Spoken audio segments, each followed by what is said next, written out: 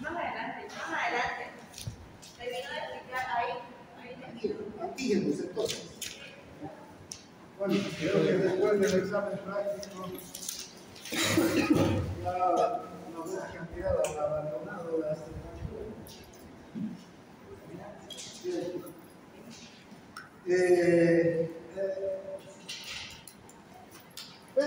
La inmunidad adquirida es una inmunidad tan potente porque se basa en que el organismo es capaz de detectar a estos antígenos. ¿Ya? ¿Qué son los antígenos? No son nada más que estructuras que tienen los microorganismos, ya sean virus, ya sean bacterias, parásitos, hongos, quienes son propias.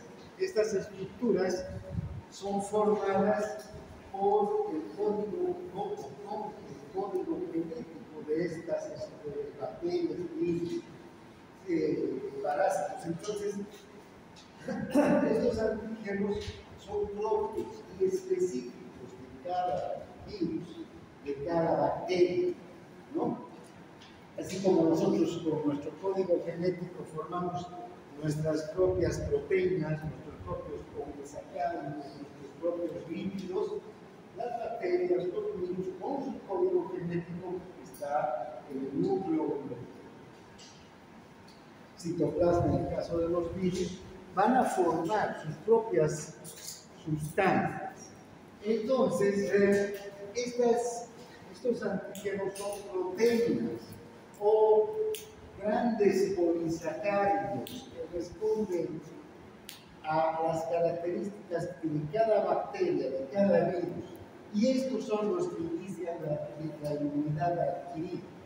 Es decir, no se puede desarrollar inmunidad adquirida si previamente nuestro sistema inmunológico no entra en contacto con los antígenos. ¿Ya? La inmunidad adquirida no aparece sino hasta después de la invasión de un microorganismo.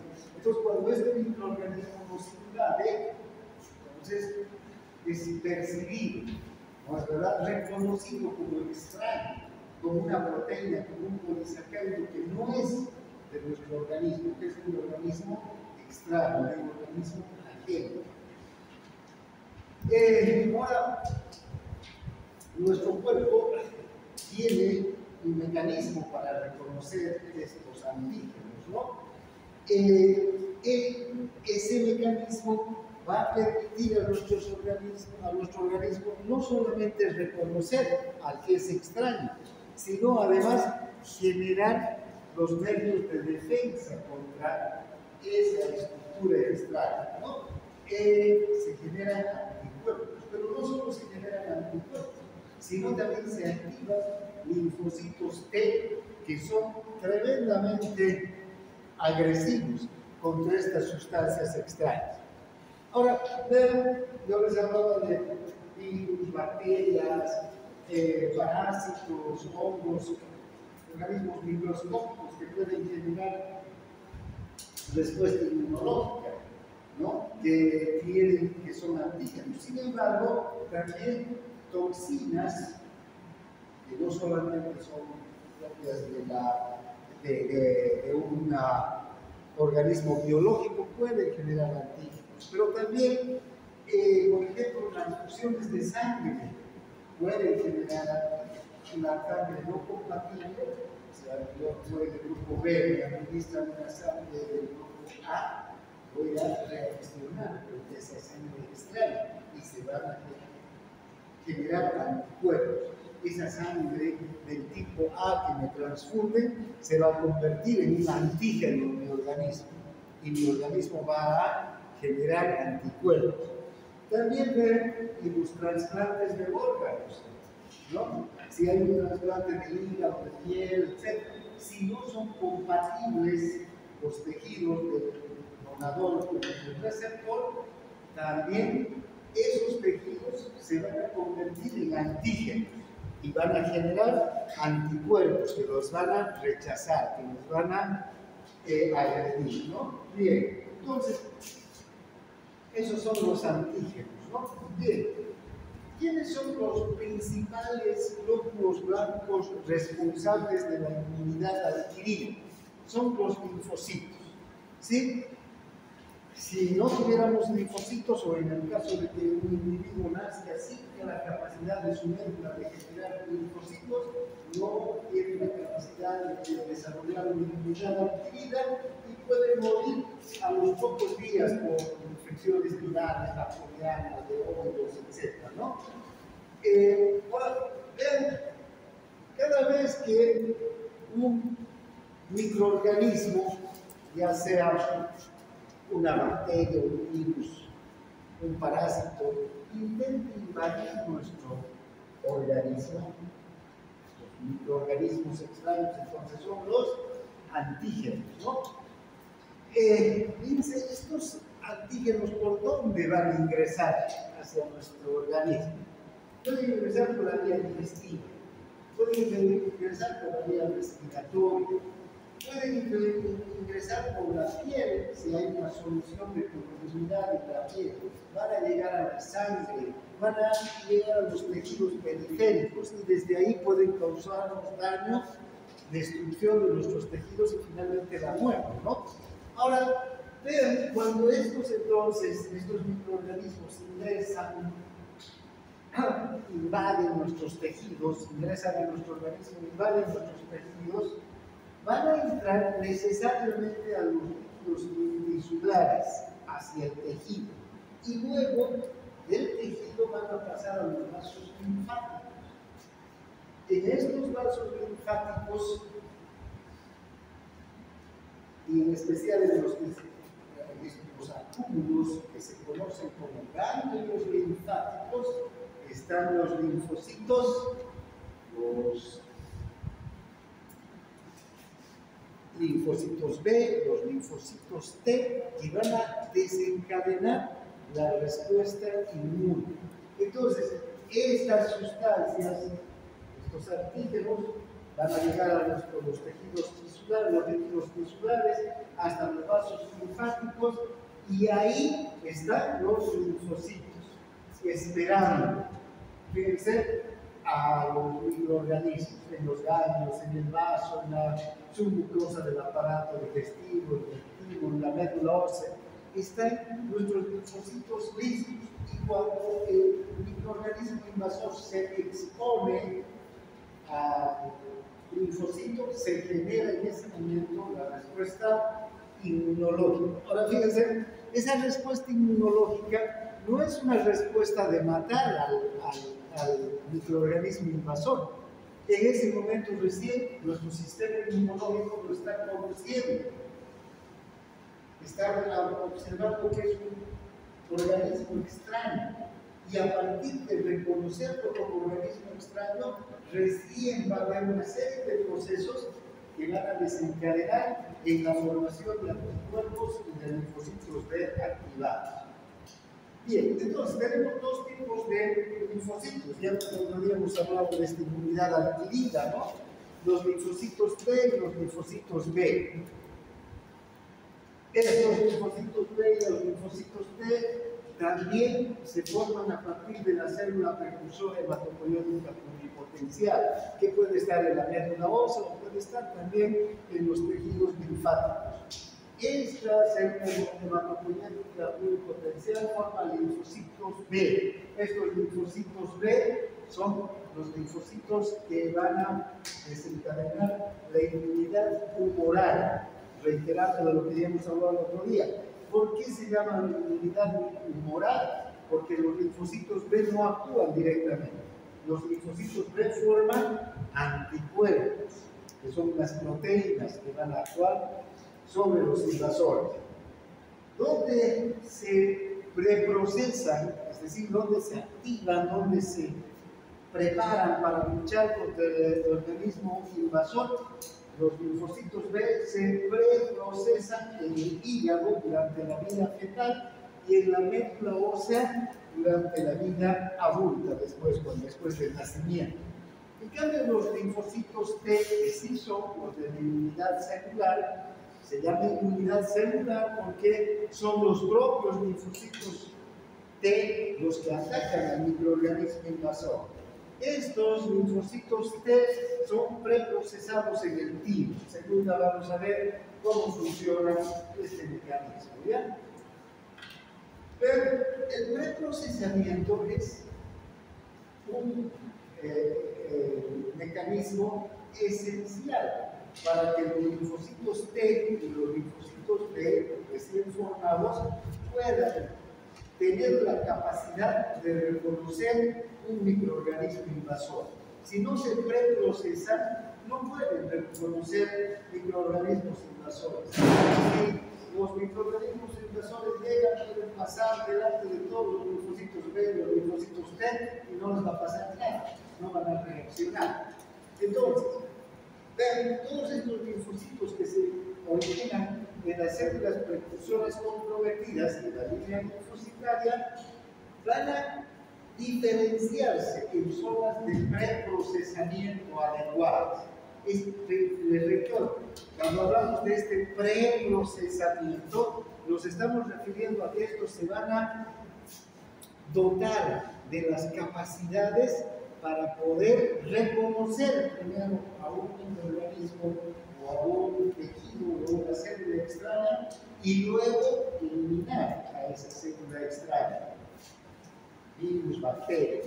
Vean, si lo observamos en este gráfico, esta es la célula madre, la célula hematopoietica con potencial precursora, va a formar linfocitos T que se van a dirigir al timo.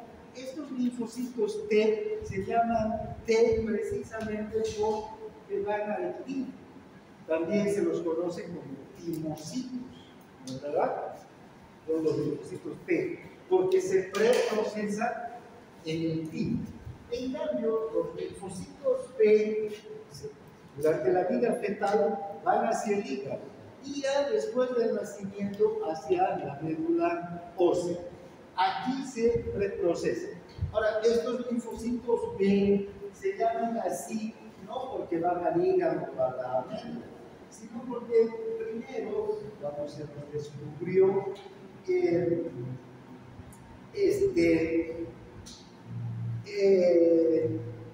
se nos encontró en un órgano, el embrión de polio, que se llama la bolsa de Fabry, o bolsa, ¿no? Bolsa de Fabry, o bolsa de Fabry.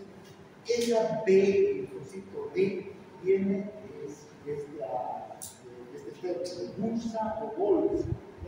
Eso es historia, pero fíjense cómo el nombre le ha quedado al linfocito T o al linfocito B, porque la primera vez que se lo encontró fue en la bolsa de Fabricio del embrión de polio. No lo encontraron en el humano. Después ya, obviamente, se identificaron los mismos linfocitos en el humano. Nosotros no tenemos bolsa de Fabricio, pero se quedó con el nombre del linfocito B. ¿Ya? Entonces, ahora, ya sea los linfocitos T que se procesan en el timo o los B que se procesan en la médula ósea, una vez preprocesados, se dirigen hacia los órganos linfáticos y en especial hacia los ganglios linfáticos. Los ganglios linfáticos están por todo el organismo, pero pueden también estar en la propia médula, pueden estar en el timo, en el vaso, ¿no? Entonces, en diferentes lugares pueden encontrarse estos linfocitos, órganos linfáticos, donde van a esperar. Ahora ya están preprocesados, están preparados, digamos, para poder reconocer a quién, al antígeno. Si este antígeno es un virus, van a reconocer que este virus no es parte de nuestro organismo, no tiene nuestras proteínas, no tiene nuestros polisacáridos formados con nuestro propio código genético, sino tiene proteínas, tiene polisacáridos formados por un código genético extraño, de otra especie, de una bacteria, de estreptococo, ¿sí? De un virus. Entonces, el linfocito T se va a activar contra ese antígeno recién. Lo mismo el linfocito B va a encontrarse con el antígeno y se va a activar contra ese antígeno. Y entonces, este linfocito B preprocesado que reconoce al antígeno se va a empezar a subdividir en cientos y miles de linfocitos B que solo tienen la capacidad de reconocer a este antígeno, al antígeno de un virus, del virus de la varicela. Solo van a reconocer al virus de la varicela y a ningún otro virus. Puede llegar otro virus, no lo van a reconocer. Eso. Otro linfocito B, otro linfocito T se va a preparar para reconocer al otro virus. Por eso es que este sistema es tan poderoso, porque cuando ingrese la próxima vez el virus de la varicela a nuestro organismo, lo va a encontrar preparadísimo, listo para aniquilar. Lo mismo ocurre con los linfocitos B. Los linfocitos B, una vez preprocesados, están en condiciones ya de encontrarse con el antígeno. Se encuentran con el antígeno y se van a activar, pero no van a ser los propios linfocitos B, sino estos linfocitos B van a crecer, se van a volver células plasmáticas, y las células plasmáticas van a producir miles, millones de anticuerpos, que son proteínas, anticuerpos que solamente, también si aquí está el virus de la varicela, solamente van a reconocer al virus de la varicela y lo van a aniquilar. Entonces, por eso es que hace un momento decíamos, para que empiece la inmunidad adquirida, previamente nuestro organismo, nuestro sistema inmunológico, nuestros linfocitos T y nuestros linfocitos B se tienen que encontrar con el antígeno, reconocerlo y prepararse para luchar contra ese antígeno en particular. Bien, ¿dónde se preprocesan los linfocitos B? Se preprocesan en el timo. El timo es el órgano donde se van a preprocesar. Fíjense, después de originarse en la médula ósea, salen de la médula ósea, llegan al timo y aquí se dividen rápidamente y forman una diversidad con capacidad de reacción frente a antígenos específicos. Los linfocitos tímicos, es decir, los linfocitos T, desarrollan una especificidad frente a un antígeno en particular. Luego se desarrolla otro linfocito T con especificidad para otro antígeno, y así sucesivamente.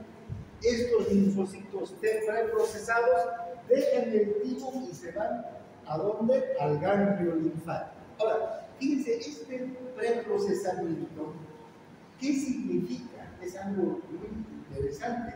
Es algo que está guardado, o sea, tiene que ver con información guardada en nuestra memoria inmunológica. Y esta memoria inmunológica la tenemos como especie, no como personas, sino como especie. Y ni siquiera solo como especie. Ustedes ven la evolución, nuestra especie ha evolucionado de otras especies, ¿verdad? Que se han ido desarrollando. Entonces, esta memoria inmunológica tiene la capacidad de reconocer bacterias y virus que están distribuidos por todo el mundo, y que hay algunas bacterias y virus que seguramente ya han desaparecido, la evolución también desaparecieron, pero nuestra memoria inmunológica sería capaz de volverlos a reconocer porque está en la memoria. ¿sí? De las células, del sistema inmunológico. Entonces, ¿qué es lo que pasa? ¿Qué significa preprocesarse? Estos linfocitos se encuentran con fragmentos de DNA de esa memoria inmunológica que les preparan para encontrarse con un posible antígeno.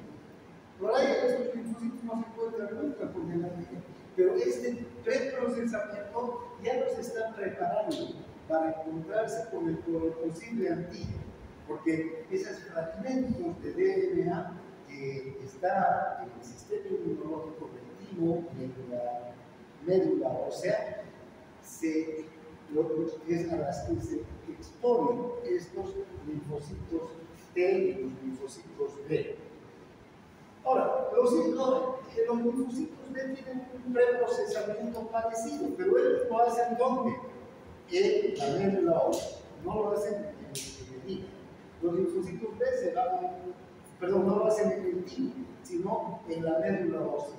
Durante la edad fetal lo hacen en el hígado, pero después del nacimiento ya es en la médula ósea. ¿Ven? Se procesan en el hígado, en la vida fetal y luego en la médula ósea. También estos linfocitos B van a, una vez que se exponen, prepararse para secretar, para producir grandes cantidades de anticuerpos, ¿no? Que van a enfrentarse a los posibles microorganismos que intenten invadirlos. Ahora fíjense, ¿qué es lo que pasa en el timo o en la médula ósea en realidad? Ahí se forman clones de linfocitos. ¿Qué son los clones de linfocitos? Cada linfocito B que sale de la médula, que proviene de la médula, de la célula hematopoyética pluripotencial, fíjense, una vez en el hígado o en la médula ósea, en el caso de los linfocitos B, ya a la edad post del nacimiento, fíjense, este linfocito se va a preprocesar y se va a transformar linfocitos B con capacidades antigénicas diferentes. Fíjense, este linfocito B tiene estos, digamos, representaciones de anticuerpos rojos, este de anticuerpos verdes, este de anticuerpos azules, ¿no? Fíjense, por decir, cada uno es un posible antígeno. Cada uno está preprocesándose para encontrarse con un posible antígeno. ¿Gracias a qué? A esa exposición a los fragmentos de ADN de la memoria inmunológica. ¿Ya? Fíjense, bien, si en el caso de que el linfocito verde, ¿no? Lo tomamos como ejemplo, va a empezar a dividirse en muchos linfocitos B que van a tener esa capacidad. Ahora, vean, una cosa interesante es que este linfocito B, además de convertirse en muchos linfocitos que tienen la capacidad de desarrollar anticuerpos de tipo verde, por decir, de color verde, este linfocito tiene un clon, es decir, un otro linfocito exactamente igual, que también va a desarrollar más anticuerpos verdes. Y además hay un linfocito de todos estos verdes que se llama el linfocito de memoria. Ese linfocito de memoria queda ahí listo para en próximas oportunidades ser activado, ¿sí? Guardado, por decir. Ahora, fíjense, ¿qué ocurre cuando un antígeno verde se une al linfocito B. Fíjense, este linfocito empieza a dividirse rápidamente, ¿no? En clones de linfocitos. Son iguales, exactamente iguales. Todos van a reaccionar contra el antígeno verde. Y luego estos clones de linfocitos van a empezar a crecer. Cada uno de estos linfocitos que se subdivide va a empezar a crecer hasta convertirse en células plasmáticas. Estas células plasmáticas son los que al final van a producir estas sustancias que son los anticuerpos, ¿sí? Entonces, verán como a partir de un linfocito preprocesado hay el encuentro con el antígeno va a generar que este linfocito se divida en clones de linfocitos y cada clon de linfocito va a empezar a producir sus células plasmáticas y va a su vez estas células plasmáticas producir anticuerpos, ¿no? ¿Vean cuál es el origen entonces de estos clones de linfocitos? Cientos a miles de genes se codifican, millones de tipos diferentes de anticuerpos y de linfocitos T. Ese es el preprocesamiento, como les decía. Se encuentran con estos fragmentos de cientos a miles de genes que están en nuestra memoria inmunológica. Estos genes les están preparando a estos linfocitos para encontrarse con un posible antígeno. Entonces nosotros, por ejemplo, cada uno de nosotros vamos a transferir a nuestros hijos nuestra propia memoria inmunológica. Y nuestra memoria inmunológica nosotros lo hemos recibido ¿de quién? De nuestros padres y nuestros padres de sus padres y así sucesivamente. Entonces, por eso es que casi todos tenemos la misma memoria inmunológica, ¿no? A no ser que ahora es muy difícil encontrar personas que no se hayan entrecruzado en los últimos 10.000, 20.000 años. Estamos hablando de este es un proceso de cientos de miles de años, ¿no? de guardar esta memoria. Bien, entonces, durante este preprocesamiento se mezclan entre sí combinaciones aleatorias de genes que preparan a los linfocitos para encontrarse con cualquier tipo de antígeno posible y desencadenar la respuesta inmunológica. Ahora vean, hay algunos virus nuevos también, ¿no? No son todos los virus los que había, ni, ya les dije, hay algunos que han desaparecido incluso, que afectaban también a los dinosaurios. Ahora no hay dinosaurios, hace 60 millones de años que no hay dinosaurios, esos virus tal vez ya no existen, ¿verdad? Pero también van apareciendo virus nuevos, por ejemplo esta serie de coronavirus. Hay coronavirus nuevo, aunque el coronavirus es un virus antiguo, sin embargo, algunos coronavirus específicos son nuevos, como el de la enfermedad, ¿no es verdad? No había, entonces nuestros sistemas inmunológicos han tardado en reconocerlos en el mundo. Todo, no como a la gripe, etc. Más o menos tenemos una capacidad de reconocerlo con facilidad. Bien, entonces cada linfocito T o B que ya es preprocesado, gracias a esta estructura genética, codifica solo una especificidad antigénica. Es capaz de reconocer entonces a uno de tantos cientos de miles de virus, de bacterias y de hongos, de parásitos que nos rodean, ¿no? Luego ya los clones de linfocitos se van a activar y estos se van a activar en el cambio linfático, ¿no? Bien, ahora, ¿cómo se activa un clon de linfocitos? Ya sea B o T. Ven, ya tenemos al clon del linfocito listo para poderse encontrar con los antígenos adecuados. está preprocesado, pero todavía no se ha encontrado con el antígeno, ¿entiendes?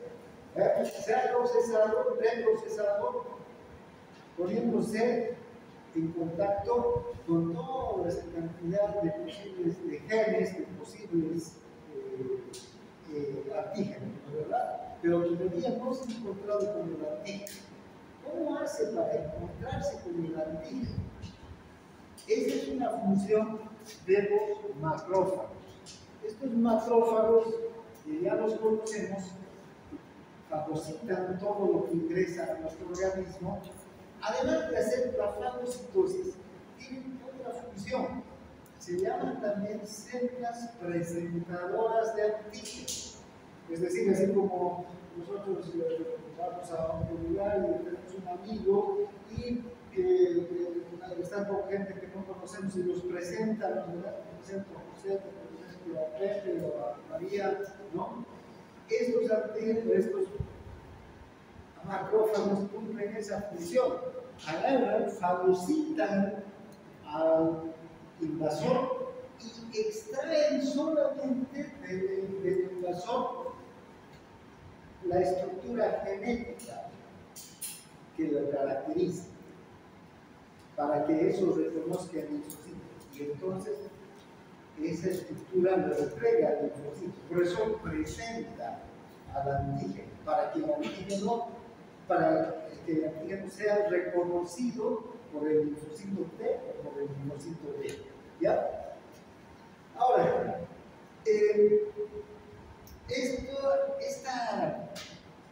fíjense, ¿dónde están los macrófagos generalmente? Están distribuidos por todo el organismo, ¿verdad? Están debajo de la piel, hemos visto el sistema monocito macrofágico, ¿recuerdan? ¿Dónde están los macrófagos? Están debajo de la piel, los esquiocitos, están en los ganglios linfáticos, están en la médula ósea, están en el timo, están en el vaso, están en el hígado, están en el intestino, están en los alveolos. O sea, los macrófagos están en todo el organismo. Cada vez, y junto a los macrófagos, si este es un macrófago, hay un linfocito al lado. Hay un linfocito preprocesado, un linfocito T y un linfocito B. Estos linfocitos están en el mismo lugar. Estos ya están preprocesados, ya son clones de linfocitos que ya son capaces de reconocer un antígeno. Entonces, vean, si este es el antígeno, el macrófago lo va a fagocitar, ¿no es verdad? Lo va a destruir y solamente va a seleccionar la estructura genética, el código genético de una proteína o de un polisacárido que es propio y característico de este antígeno. Si es una bacteria, su código genético, ¿sí?, que le caracteriza. Y este código genético nos va a presentar a los linfocitos T y a los linfocitos B. Esto va a activar entonces ya clones de linfocitos específicos. Este linfocito T va a actuar exclusivamente sobre bacterias verdes. Este linfocito B va a formar anticuerpos que van a actuar exclusivamente sobre bacterias verdes. No sé si tengo otro marcador. Con un marcador. Hay un poco. ¿Ya? Si además este fagocito un virus rojo, también va a sacar el código genético de este virus y lo va a presentar no a este, perdón, ya no a ese clon. Este clon ya se va a especializar en verde solamente. Entonces, aquí hay otro linfocito T y hay otro linfocito B. Entonces, nos va a presentar a quién? A este y a este. Bien, les va a presentar para que estos desencadenen inmunidad contra este rojo, no contra el verde, solo contra el rojo.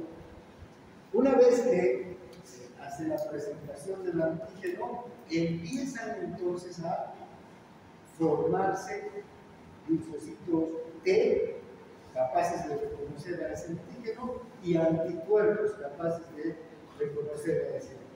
Ahora, los macrófagos son capaces de hacer esto, de activar linfocitos específicos, porque producen la interleucina 1. Esta interleucina 1 es una proteína especial, es una linfocina que activa a los linfocitos.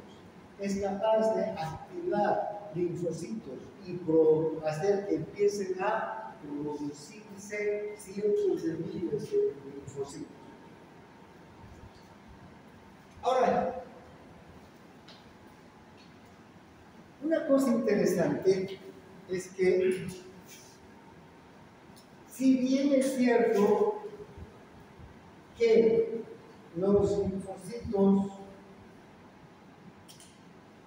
B y T son activados gracias a la célula presentadora de antígeno, que, por cierto, no solo el macrófago es célula presentadora de antígeno, también hay otras células del organismo que son capaces de cumplir esta función. ¿Ya? Ahora vean, ¿qué ocurre? Los linfocitos T, estos linfocitos T, a diferencia de los linfocitos B, no son uno solo, sino hay 3 tipos de linfocitos T. ¿Ya? Estos linfocitos T, a los que se les presenta el antígeno, se llaman linfocitos colaboradores. ¿Ya? Estos linfocitos T colaboradores tienen una función clara. ¿Sí?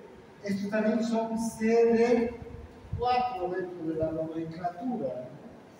Estos tienen una función clara. Una vez que se les presenta el antígeno, van a producir linfocinas, estos linfocitos T colaboradores. Estas linfocinas son en realidad las que van a permitir que se activen los linfocitos T citotóxicos o CD8, que son los que van a en realidad matar. Y estas linfocinas, las linfocinas, son las que también van a hacer que el linfocito B se active. ¿Ya? Fíjense, entonces, estos linfocitos colaboradores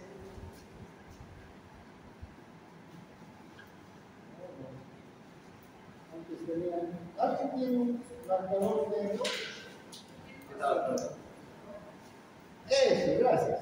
Fíjense, si estos son los linfocitos colaboradores, ¿verdad? Y las linfocinas son las que secretan los linfocitos colaboradores, estas linfocinas son esenciales para que se active el linfocito T citotóxico, el que va a matar al antígeno, y para el linfocito B. Entonces, la función de este linfocito T colaborador es esencial. Si no hay linfocito T colaborador, no hay sistema inmunológico. ¿Por qué? Porque no hay quien forme estas linfocinas que van a activar a los dos linfocitos, al linfocito B y al linfocito T.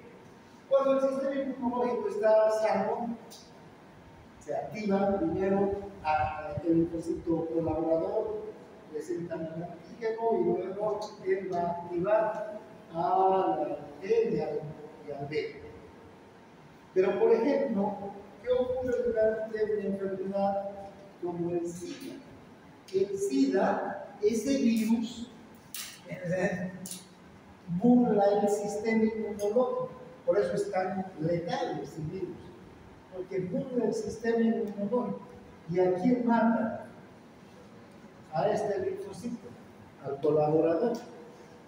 Si lo mata el linfocito colaborador, no hay cómo se active el sistema inmunológico. Y estas linfocinas que secretan los linfocitos T no solamente se ocupan del linfocito B, el linfocito citotóxico, sino además de activar mayor migración de macrófagos. Entonces, fíjense, ni siquiera los macrófagos pueden actuar cuando el linfocito T no está activo. Si el linfocito T colaborador está inactivo, ni los macrófagos se pueden empezar a migrar hacia las zonas donde hay infección. Por eso es que una persona con SIDA, cuando el virus ha aniquilado a todos los linfocitos T, queda totalmente desprotegido, perdón, a los linfocitos T colaboradores, ¿no? Queda totalmente desprotegido. Cualquier virus, el de la gripe que nos da a nosotros y los reímos, ¿no? Una gripe te evita que hagas algo, poco, ¿no? Hasta tomamos antigripal, ya está mejor, ¿no? Ya no duele la cabeza, ya no tengo catarro, me voy a la fiesta. Sí, claro, es así, ¿o no? ¿Ya? Pero esa gripe nos puede matar cuando el linfocito T colaborador no actúa. ¿No? Nuestras propias bacterias atróficas que están en nuestros intestinos, en el sistema genital, etc., nuestras bacterias atróficas se van a volver en contra, van a ver su oportunidad de reproducirse y matar. ¿Entiendes, no? Como este linfocito T colaborador es el clave, ¿ya? Ahora, hablaremos de la inmunidad humoral y de los anticuerpos, solamente de este primer punto, y después vamos a volver a tocar los linfocitos T.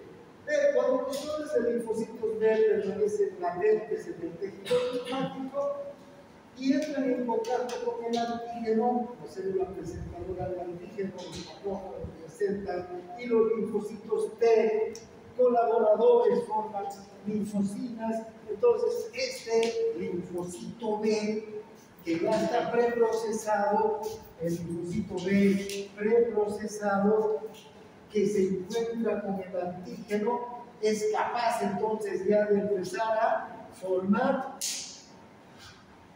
anticuerpos específicos para este antígeno, ¿no?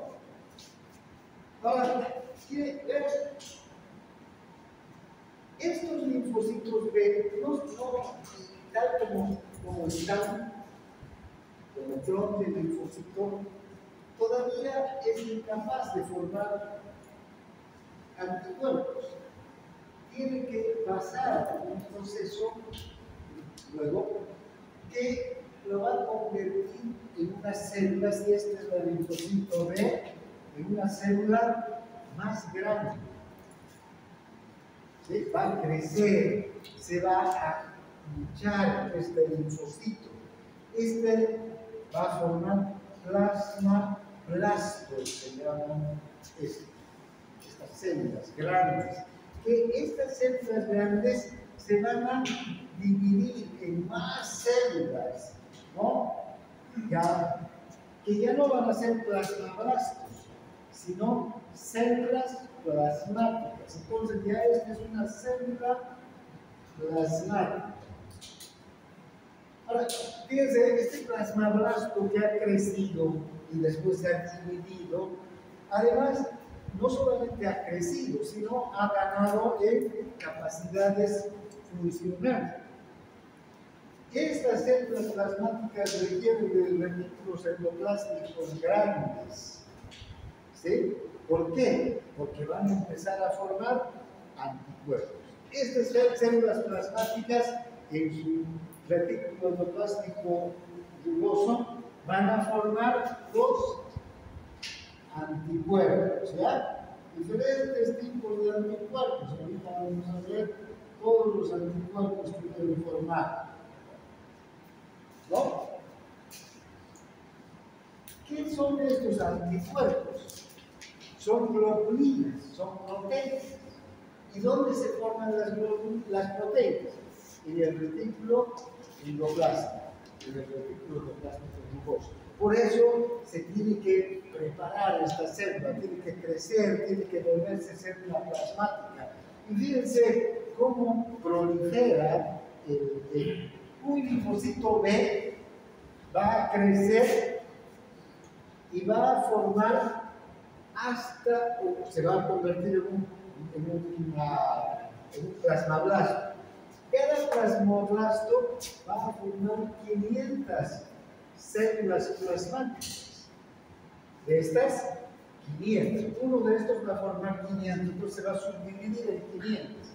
Y cada una de estas células plasmáticas, cuando ya empieza a producir el retículo endoplástico, empieza a producir anticuerpos, puede formar hasta 2000 anticuerpos por segundo. ¿Se imaginan esa velocidad para formar anticuerpos? Entonces, realmente, cuando funciona bien el sistema inmunológico, no hay virus, no hay bacteria que lo pueda lograr con facilidad. Tiene que ser una infección masiva. Tiene que, además, nuestro propio organismo estar deteriorado por la propia enfermedad, etc., para que el sistema inmunológico termine, digamos, perdiendo su calibración bacteriana o viral. ¿No? La capacidad de producir anticuerpos es enorme. Estos anticuerpos salen a la linfa, luego hacia la sangre y atrapan a los microorganismos. Ya les decía hace un momento que los linfocitos B y los T también van a formar sus flores de linfocitos que se van a convertir en linfocitos B activados en células plasmáticas y estas van a formar anticuerpos. Pero ahí no termina el sistema inmunológico. ¿Por qué? Porque además se forman estos linfocitos de memoria. ¿Qué pasa? Hoy día nos ataca la varicela, ¿no? Se forman linfocitos de memoria, se activa nuestro sistema inmunológico, nuestros anticuerpos y nuestros linfocitos T matan a la varicela. Perfecto. Salimos sanos del proceso gracias al sistema inmunológico. De aquí a un año, otra vez el virus de la varicela aparece. Nos debería volver a enfermar, ¿verdad? Y como que ingresa en nuestro organismo. Pero hay una célula de memoria que ya está capacitada para reconocer rápidamente al virus de la varicela. Entonces, todo ese proceso de activación y todo lo que hemos hablado hace un momento ya no se da. Es inmediata la respuesta. Y además, no solamente es una respuesta inmediata, sino que la respuesta es masiva. De tal suerte que ni nos enteramos de que nos había invadido el virus de la varicela. En el primer encuentro nos enfermamos con varicela. ¿Qué pasa con un niño que se enferma con varicela? Tiene fiebre, erupción, nos da malestar, etc. Pero ¿qué ocurre en el segundo encuentro? El niño ni se entera que se encontró con el virus de la varicela. Es tan potente la respuesta que no hay enfermedad siquiera. Vean, eso es lo que es la potencia del sistema inmunológico.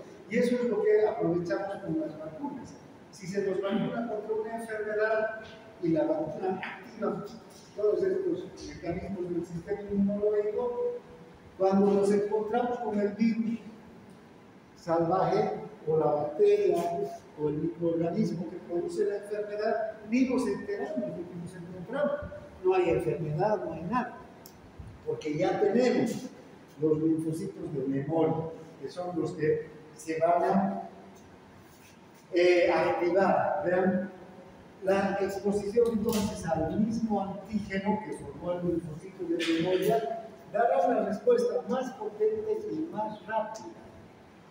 Por eso también con las vacunas, fíjense, cuando nos ponen la primera dosis, tenemos una posibilidad de reaccionar rápidamente después de la primera dosis. Pero cuando se pone la segunda, la tercera dosis, por ejemplo, la pentavalente que se pone a los niños, ustedes tal vez estudiaron, no sé, esta pentavalente que se pone a los niños, ¿cuántas dosis son? 3, ¿verdad? Y una de refuerzo más todavía. ¿Para qué? Para que realmente el sistema inmunológico esté preparado para dar una respuesta potentísima.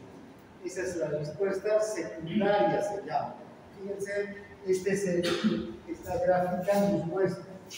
Esta es la respuesta primaria, cuando es la primera vez que el sistema inmunológico se encuentra con un virus.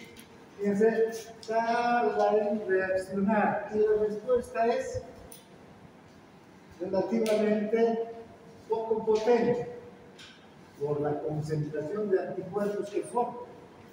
Y luego la respuesta desaparece rápidamente, los anticuerpos desaparecen, pocos anticuerpos y muy lentamente se forman a partir del momento, todo lo que es el 0 es el momento en que el virus o el agente patógeno invade nuestro organismo, o el día de la vacuna. ¿Ven? La respuesta recién va a ser ¿cuántas? A 4 o 5 días después de que nos hemos puesto en contacto con el virus o el patógeno. Y bien, la respuesta es relativamente lenta y poco potente, pocos anticuerpos. ¿Qué sucede en la respuesta secundaria? La segunda vez que entramos ya en contacto con el virus, cuando ya tenemos el linfocito de memoria. Fíjense, la respuesta es casi inmediata, ¿no? Al mismo día ya empieza la respuesta, no casi una semana después. Fíjense, inmediata, y la cantidad de anticuerpos que se forman es mucho mayor. Y la duración también de esta concentración alta de anticuerpos es mayor, ¿no? Bien, ahora, ¿qué son los anticuerpos? Estas estructuras que participan de la inmunidad humoral o la del linfocito B. Ya les decía, los linfocitos B crecen hasta formar plasmablastos. Estos plasmablastos se dividen, forman células plasmáticas, y estas células plasmáticas son las que van a producir los anticuerpos, que son, ¿qué cosa? Globulinas. Quítenle este inmuno y quédense solo con globulina. ¿Qué es una globulina? Es una proteína donde se forma el vesículo endoplasmático de la célula plasmática. Como quiera, que son globulinas que participan de la respuesta inmune. Entonces, para diferenciarlas de las otras globulinas, porque muchas globulinas hay en la sangre, estas se conocen como inmunoglobulinas. Son las globulinas del sistema inmunológico. Y su abreviatura es IG, ¿ya? Inmunoglobulina. ¿Está claro? Tienen un peso molecular entre 160.000 y 970.000, porque no hay una sola inmunoglobulina. Esto también, hay varias inmunoglobulinas. Hay la A, la G, la E, la E, ¿ya? Que tienen participación con el sistema inmunológico, pero también tienen funciones más específicas cada una. Como son varias, no todas hacen lo mismo, aunque todas participan de la respuesta inmune. Algunas tienen una actividad y otras participan en primera instancia, otras en segunda instancia. ¿Ya? Entonces, ¿verdad? Ahora, de todas las proteínas plasmáticas que están en nuestro organismo, albuminas y otras globulinas, fibrinógeno, vean ustedes, todas las proteínas plasmáticas que están circulando por nuestro organismo, estas constituyen un 20%. Eso quiere decir que nuestro sistema inmunológico produce una cantidad de inmunoglobulanas todos los días enorme. ¿Por qué será eso? ¿Por qué? El 20% de todas las glóbulas. Porque constantemente estamos expuestos a antígenos. Correcto, estamos constantemente expuestos. Ahorita aquí, respirando el aire que estamos respirando, estamos expuestos. Salimos, estamos expuestos. Comemos, estamos expuestos.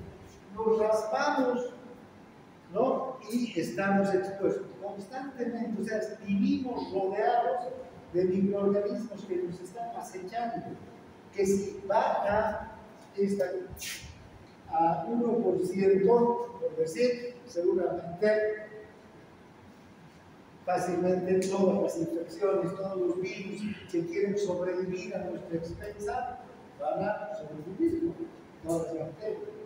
Son todas las especies, ustedes saben, las especies que quieren triunfar, sobrevivir, reproducirse. Nosotros también queremos lo mismo, y las bacterias quieren lo mismo. No nos podemos echar la culpa a las bacterias, no nos gustará porque nos producen enfermedad, pero están cumpliendo su rol vital, ¿no? Entonces, bien, ahora, fíjense, estas inmunoglobulinas, si son globulinas, si son proteínas, entonces son cadenas polipeptídicas. Y las cadenas polipeptídicas son cadenas de qué? De aminoácidos, ¿no es verdad? Son aminoácidos, cadenas de aminoácidos unidos por enlaces peptídicos. Entonces, fíjense, una inmunoglobulina, digamos esta, que es la clásica, la forma de la inmunoglobulina G, ¿ya? Fíjense, tiene dos cadenas de aminoácidos, dos cadenas polipeptídicas pesadas, porque son largas, de alto peso molecular. Esta es una cadena pesada y esta es otra cadena pesada.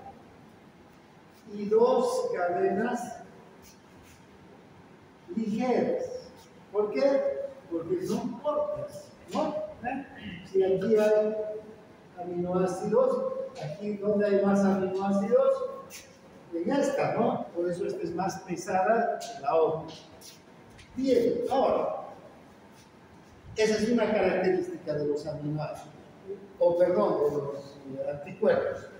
Dos cadenas pesadas y dos cadenas ligeras. Ahora, fíjense, además, estas cadenas están unidas por enlaces disulfuros. ¿Ya? Una cosa interesante es que estas cadenas forman dos porciones totalmente diferentes en el anticuerpo. Una, que podríamos decir desde aquí, donde está una parte, donde están las cadenas ligeras, y una parte terminal de las cadenas pesadas, esta se llama porción variable. Y esta de aquí, como la cola, digamos, la cadena pesada, vean, esta se llama porción constante. ¿Ya? Entonces, el extremo de la cadena pesada más la cadena ligera forman la porción variable. Y el resto de la cadena pesada, la porción constante. ¿Por qué se llaman así? Variable o constante. Esta parte, fíjense, es la que se une al antígeno. Este es el antígeno. Entonces, esta parte del anticuerpo es variable. Es decir, cada anticuerpo tiene su propia porción variable. los aminoácidos que están aquí se ajustan exactamente a los aminoácidos que están en el antígeno y crean ¿qué cosa? Enlaces químicos para sujetar. Fíjense, entonces aquí es donde se une el anticuerpo al antígeno. El anticuerpo lo atrapa al antígeno a través de la cadena o de la porción variable. Es variable porque cada porción variable va a responder a cada antígeno. El antígeno para el virus de la varicela tiene su propia porción variable. El antígeno para el virus del sarampión, su propia porción variable. El antígeno para el coronavirus tiene su propia porción variable, que se llama variable porque ¿qué es lo que varía? Esta parte, los aminoácidos que van a establecer enlaces químicos, enlaces fuertes además. ¿Sí? Son enlaces covalentes, no atrapan y no lo sueltan al antígeno, ¿no? Bien, ahora, en cambio, la porción constante es la misma que tienen todos los anticuerpos. ¿Les sirve para qué? Por ejemplo, para atravesar membranas, para difundir a través del líquido extracelular, ¿no? Entonces, todos los anticuerpos comparten las mismas características de esta porción en cuanto a funciones y a estructura. Esta porción, la variable, varía. ¿Estamos? ¿Se van a acordar? Cuando les pregunten el examen, diferencia entre la porción constante y la variable. Bueno, la olvidé. Todavía tenemos tiempo. Bien, entonces, la porción variable es diferente, es la que sube al antígeno. La variable, perdón, la constante es la que determina, es la misma en todo, la capacidad de difusión del anticuerpo con los tejidos, la adhesión a las estructuras de los tejidos, esto es importante, la unión al complejo del complemento, que son esas 20 proteínas que se activan gracias a los anticuerpos. Todos los anticuerpos tienen la capacidad de activar al complemento. Entonces, ¿dónde está esa capacidad? En la porción constante. Entonces, aquí todos tienen esa capacidad de activar al sistema de complemento. ¿Está claro? Y la facilidad para atravesar membranas, todas esas características que son comunes entre los anticuerpos. Entonces, las cadenas pesadas, las dos cadenas pesadas, están viendo, ¿no? Las dos cadenas ligeras, ¿sí? Y la porción, los puentes de disulfuro que unen a estas porciones, la porción constante y la porción variable, ¿no? Es justo las que van a atrapar, las que se van a unir al antígeno. Ahora, ven, todos los anticuerpos son específicos entonces, ¿no? No hay un anticuerpo que sea capaz de atrapar o de eliminar a un virus y a una bacteria o a dos virus diferentes. No, hay el anticuerpo para el virus de la gripe, hay el anticuerpo para el virus del sarampión. Entonces tenemos miles de anticuerpos en nuestro organismo capaces de unirse a diferentes virus, a diferentes bacterias, a diferentes patógenos, invasores. Ya les decía, esta especificidad se da gracias a la porción variable, ¿no? En esta porción variable los aminoácidos tienen una forma esférica que se ajusta como la imagen de un espejo, así dice, ¿no? Exactamente con el antígeno. O sea, calza exactamente como el antígeno. Entonces, cuando se activa el anticuerpo, ¿recuerdan cuándo se activa? Cuando la célula presentadora de antígeno representa al antígeno, ¿qué está reconociendo entonces? Las características químicas propias del antígeno. ¿Para qué? Para formar en la porción variable una cadena polipeptídica que sea capaz de unirse al antígeno y formar puentes o enlaces fuertes, ¿no? Como enlaces covalentes, por ejemplo. ¿Sí? Bien, entonces por eso son específicos. Ahora, vean todos estos tipos de enlaces se pueden formar. Ahora, ¿cuántos anticuerpos tenemos? ¿Vean? Tenemos 1, 2, 3, 4, 5. IgM, IgG, IgA, IgD y IgE. Ya les dije que Ig quiere decir inmunoglobulina. GAMDE diferencia estas inmunoglobulinas unas de otras, porque cada inmunoglobulina tiene su propia acción, su propia función. La inmunoglobulina G es la más abundante, se representa el 75%. La inmunoglobulina E es la que está presente en las alergias, generalmente, es la que desencadena la degranulación del basófilo o del mastocito para que se libere histamina y se produzca la reacción alérgica.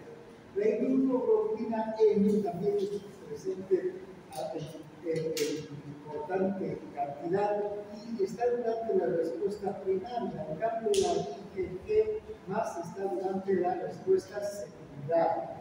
¿Ya? ¿Recuerdan el gráfico que hemos visto, la respuesta primaria y luego la respuesta secundaria? ¿No? Bien, bueno, la inmunoglobulina G, la más abundante, se une rápidamente con macrófagos y neutróficos, provoca la destrucción del microorganismo. Esta es una inmunoglobulina potentísima, ¿no? Es capaz de atravesar la barrera placentaria, se secreta en la leche materna. La madre entonces transfiere también esta inmunoglobulina al hijo para que esté preparado el hijo, heredando de la madre el anticuerpo, pero fíjense, no la inmunidad. Una madre transfiere el anticuerpo, pero no la inmunidad. No le está transfiriendo las células del demonio, solo los anticuerpos. ¿Esto qué significa? Que cuando el anticuerpo termine su vida, es una proteína que en el transcurso de unas semanas va a desaparecer, el niño queda ya sin esa inmunidad, tiene que desarrollar su propia inmunidad, pero cuando recién nace un niño no tiene inmunidad. Es la madre la que le está traspasando por la placenta y también por la leche materna, por eso es tan importante la lactancia.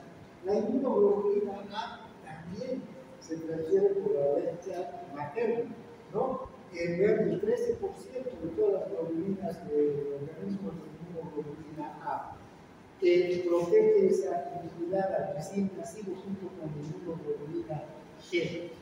Y pueden observar ustedes que son diferentes, ¿no?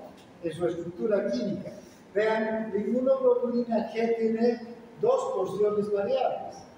La inmunoglobulina A, ¿cuántas porciones variables? 4. Entonces esta es capaz de agarrar la inmunoglobulina aquí y aquí. Y esta aquí, aquí y aquí. Los agarran, los atrapan a los virus, a las bacterias, ¿no? ¿Vean? Es interesante. Luego tenemos la inmunoglobulina M. Fíjense esta, todavía tiene más porciones variables. ¿Cuántas? 10 porciones variables. ¿No? Mayor capacidad todavía de atrapar anticuerpos o antígenos. Puede atrapar entonces 10 antígenos, ¿no? En uno solo, una sola. En la respuesta primaria.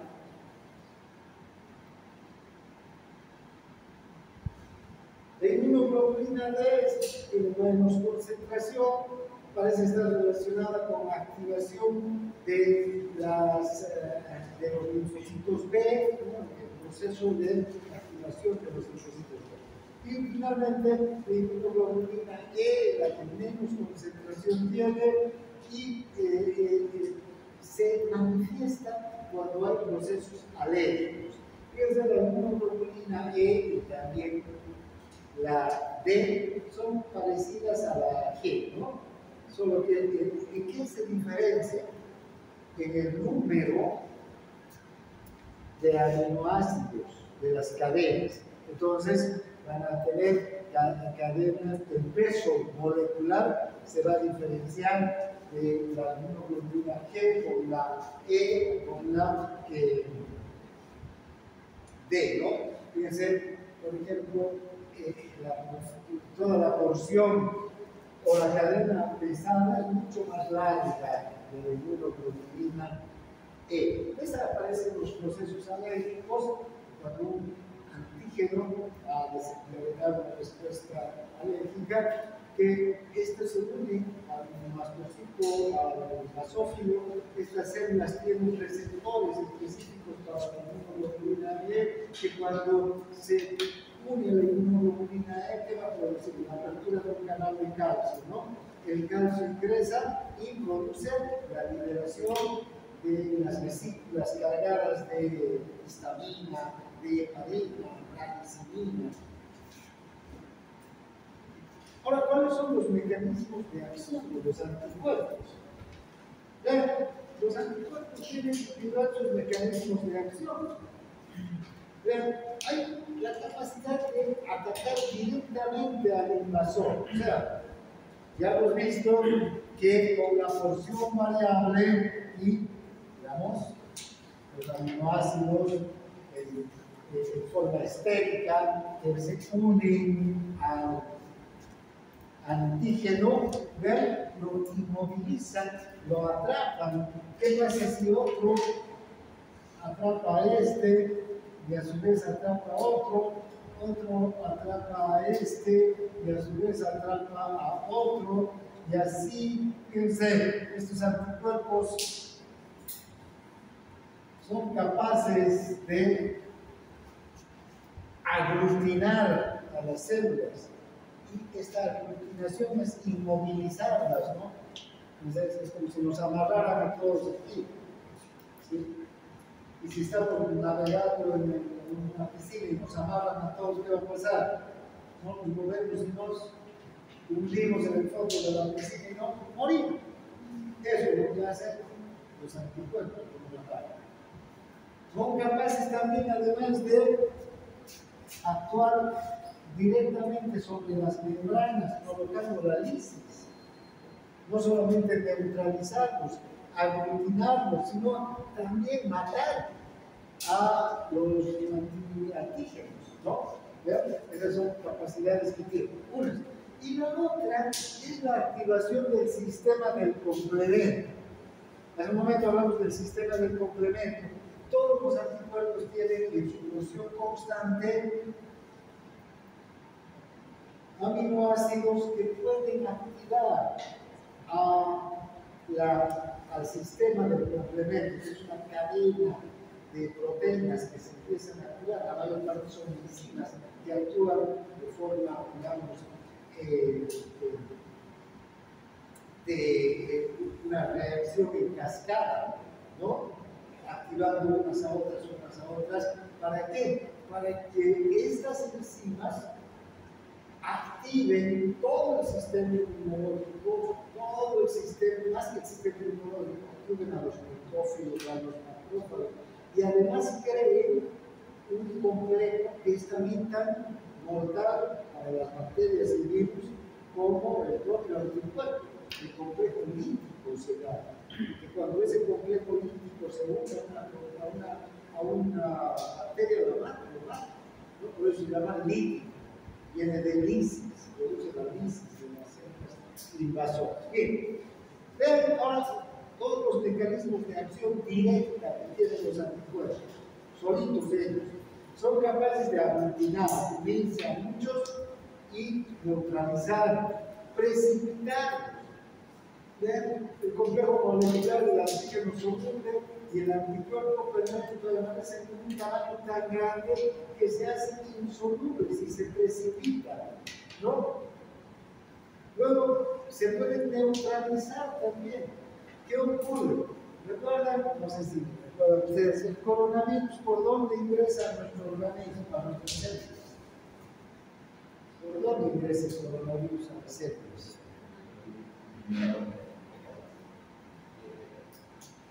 Por un receptor. ¿Ese receptor para qué es? Para la angiotensina. ¿Dónde es el receptor de angiotensina? Fíjense, el coronavirus en sus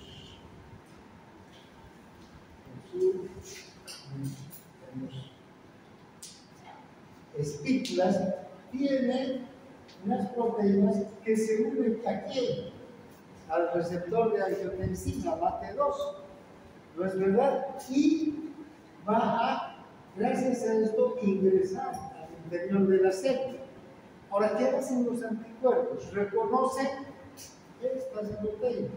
Y un anticuerpo con su sector variable se une aquí. Si se une a esto, el virus o la bacteria no puede unirse al receptor del organismo. Entonces, es como si resbalara nomás el virus, ¿no?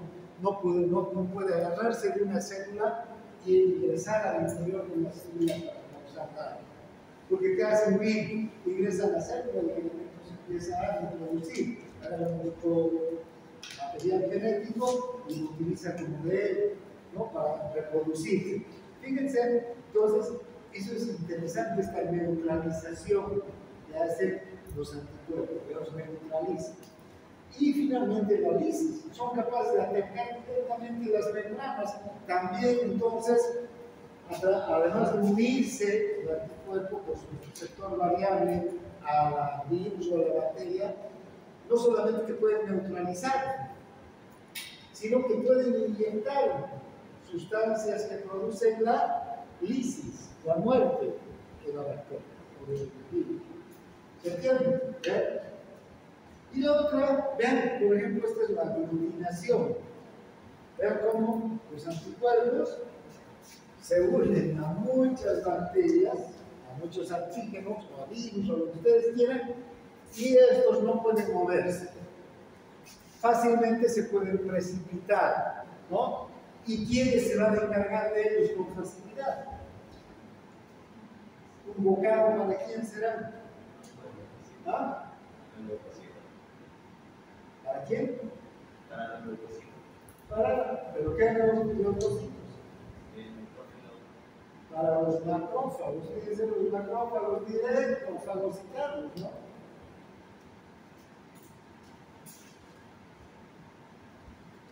Luego está el sistema del complemento. Este sistema del complemento, como les decía, son como 20 proteínas, pero las principales son 11, de C1 a C9, D y D. Estas están presentes en el cuerpo. Todas estas proteínas se forman en el hígado y se están circulando sin hacer nada, si quieren ustedes, tal vez participando un poco del equilibrio osmótico como otras proteínas, pero por el momento están ahí, ¿no? Circulando. Pero cuando un anticuerpo activa la vía del complemento, se activa lo que se conoce la vía clásica del complemento. Y vean, el antígeno se une al anticuerpo y el anticuerpo, ya sabemos, tiene la porción constante. Esta porción constante del anticuerpo se une a C1, a activar a la primera proteína. Esta primera proteína es una enzima que es una enzima inactiva. Esta C1 se activa. Y fíjense, va a actuar sobre C4 y C2. Las va a activar a C4 y C2. Y una por una parte, C4 activa solamente va a activar al mastocito, a los basófilos, ¿no? Para que intervengan en el sistema inmunológico. Luego, C4 más C2 unidos y activadas, esta flechita, esta rayita de aquí que dice que están activadas, van a actuar sobre C3. Y C3, fíjense, va a tener dos, C3b y C3a. C3b va a opsonizar a la bacteria. ¿Qué quiere decir opsonizar? Marcar. Fíjense, si esta es la bacteria que está por aquí, va a venir y le va a poner una cruz si quiere, lo va a marcar. Se va a unir a ella y le va a dejar marcar. Y entonces, ¿quién va a venir? El macrófago y la va a fagocitar. Fíjense esta acción conjunta entre los anticuerpos no solamente por sí solos son capaces de producir un daño tan grande a las bacterias y virus, sino que además son capaces de, con este mecanismo, permitir que C3b opsonice, marque a la bacteria, para que vea que el macrófago lo reconozca y se lo fagocite. Además, C3a también va a activar a los basófilos y a los mastocitos. Ahora, C3b y C4.2 va a activar a C5. 5b, C5b y C5a. C5a va a ayudar a que se produzca la quimiotaxis. Aquí hay sustancias quimiotáxicas que atraigan ¿qué cosas? Neutrófilos y macrófagos. ¿Recuerdan la quimiotaxis? Entonces activa a la quimiotaxis para que las células blancas lleguen al lugar de la infección. Pero aquí viene una parte interesante. C5b se va a unir a C6 y a C7. Esta unión de C5b, 6 y 7 se va a unir a C8 y C9 y va a formar C5b, 6, 7, 8 y 9, que es el complejo lípido. ¿Ya? Entonces, ¿qué quiere decir esto? Que ¿cuántas proteínas están ahí unidas? La C5b activada, la C6, la C7, la C8 y la C9, que por eso se llama complejo, porque son varias de estas estructuras que están unidas, activadas y listas para reconocer al antígeno y producir la lisis, ¿no? Por eso se llama complejo lípido. ¿Está claro? Es la vía clásica del complemento.